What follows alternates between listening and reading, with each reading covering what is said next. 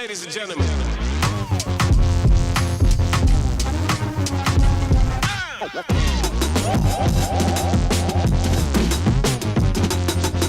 Hey, good day. Welcome back to Mike's Diabetes World. Let's take a look at my blood sugar so far. We're sitting at 8.7. Pretty good. Peaked at around 14, which isn't ideal. It's out of the normal area most diabetics like to be in, between 3.9 and 14. Actually, I lied. That's for me, but for 3.9 and 10, that's why the area is green. So I went out, so you can pretty well, just by taking a look at this, tell me what my blood sugar is going to be for the next time. My blood sugar is currently 59%. 41% of the time I was above 10. That was all last night.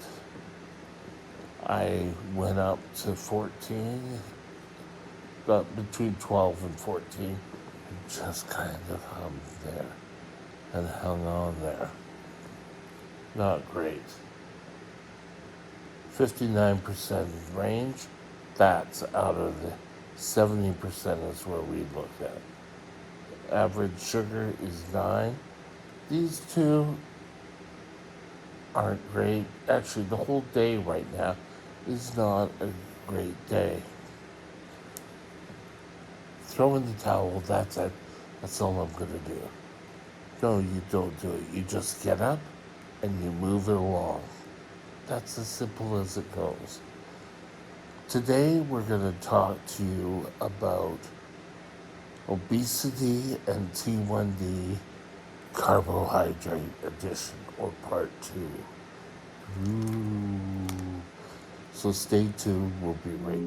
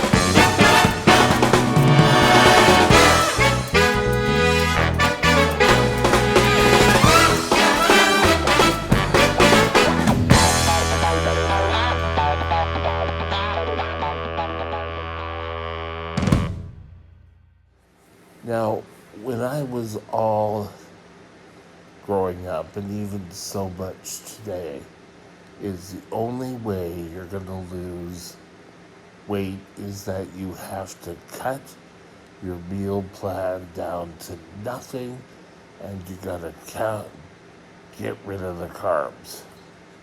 That's the only way you're going to lose weight.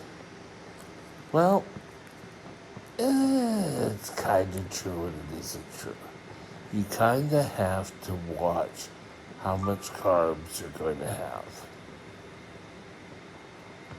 The average person eats about 20 to 50 grams of carbs per meal per day. Snacks are about 10 to 30. Ideally, they usually say 15. That's why when you take a look at granola bars and such, and you read the label, most carbs come in around 15, usually around 12 or so. But that is why. First thing people do is cut back their diet to virtually nothing. That doesn't work either. You don't want to have nothing because your blood sugars aren't going to be able to survive. If you just cut back your carbs and that's all you do, and that's the only change you've done, you're heading straight down. Now, you want to make sure that you continue your blood sugar in a much more even pattern. So, the first step, I would say, and I am not a doctor, I am not a dietitian, but this has worked for me, is try this to eat a lot more vegetables, cut down on the red meat. That doesn't mean you can only have a piece of lettuce. Come on, be realistic. If you're doing that, you're starving your body. I touched a bit about this on the last video, that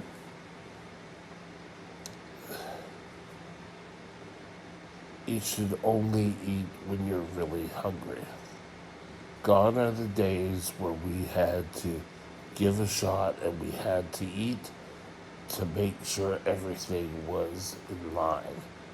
Now, with insulins and basal and bolus and pumps, it allows you to eat when you want. If you eat more, you're going to use more insulin. And insulin can contribute to weight gain. Oh my God, insulin does weight gain. No, say it's not so. Now, in our last video on this, we talked about 2/3 of type 1 diabetics are obese.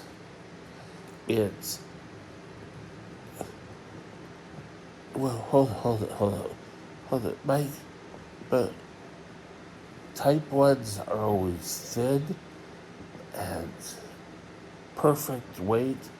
It's all type 2 that has weight gain. That's partially true, but there are also an awful lot of diabetics who, like myself, are on the obese side or the heavy side. So take a look at how you control yourself can really control your weight. Now, one big thing that everyone wants to lose all the weight right away. Well, guys, I hate to tell you this. You put on the weight slowly. So chances are of getting a quick fix is not going to go well. You're going to drop slowly again. You should look at 2 to 3 pounds a week, and you should be happy with that. People keep saying, well, I know, I'll go on Ozempic. Only go on Ozempic if you're under the watchful eye of a doctor. Don't just assume things and say, well, yes, but my neighbor did Ozempic and she lost a whole bunch of weight. So that's what I'm going to do. Sorry, it's a little vocal outside there today. But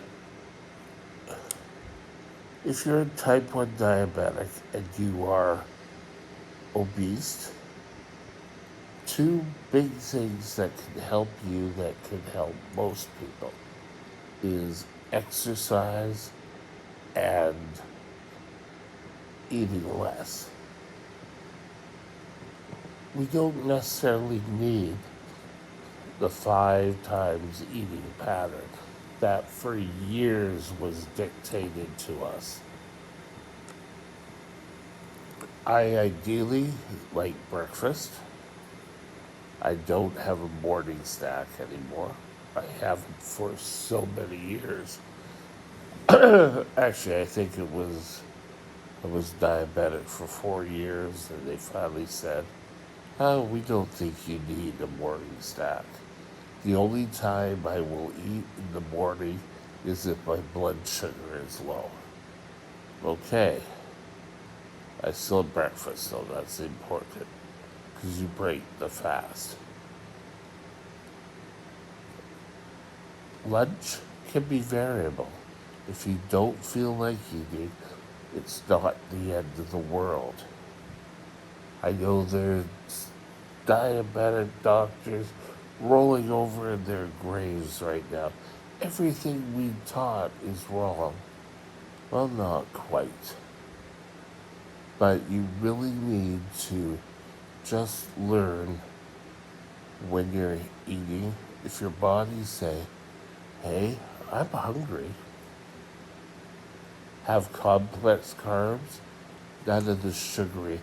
Don't fill up on chips or what else? Candy. That's all wasted carbs.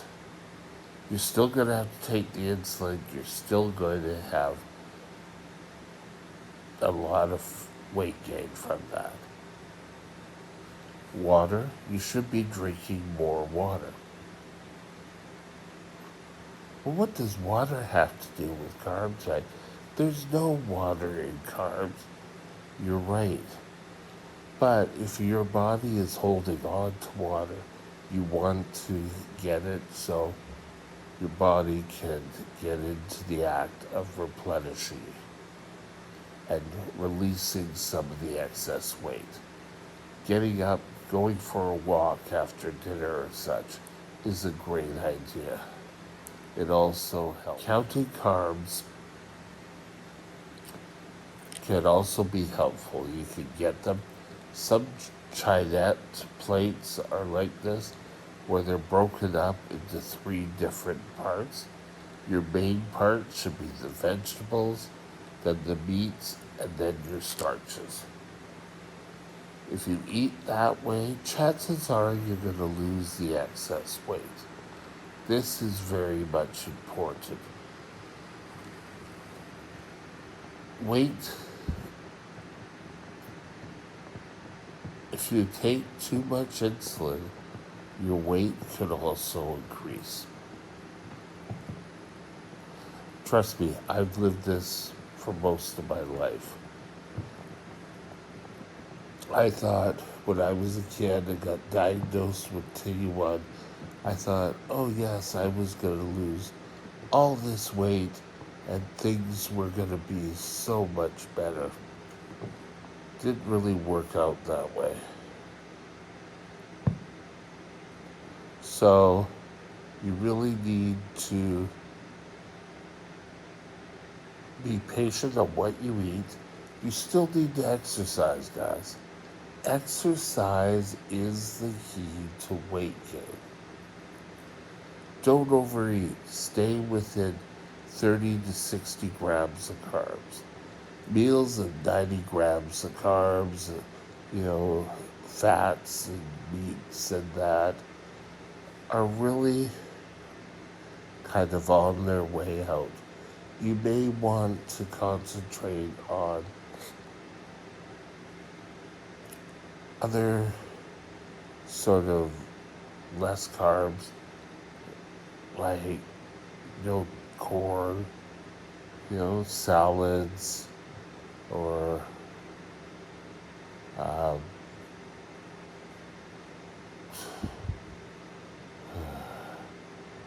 or beets, or just a little clue here for you. If you're trying to prepare a meal The darker the color of the vegetable is usually indicating more carbs. And therefore, you're going to probably gain a lot more weight. Doesn't mean you can't have them. Oh, I'm not going to have this and this and this. It's like people who say, well, I'm cutting out sugar. No, because you're going to gain carbs from other sources. Fruits, vegetables. Well, I'm not eating fruits and vegetables. But yet they'll put like 50 teaspoons of sugar into their coffee.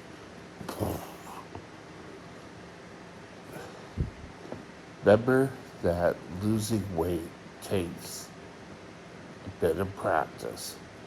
You've got to stick to it. Your mind is going to play games on you. Oh, yes, well, if I have that one thing, things aren't going to be so bad. Just stick to your diet or your meal plan. You will succeed. And with that, we're going to have going to call it a day. We'll talk to you tomorrow. Bye now.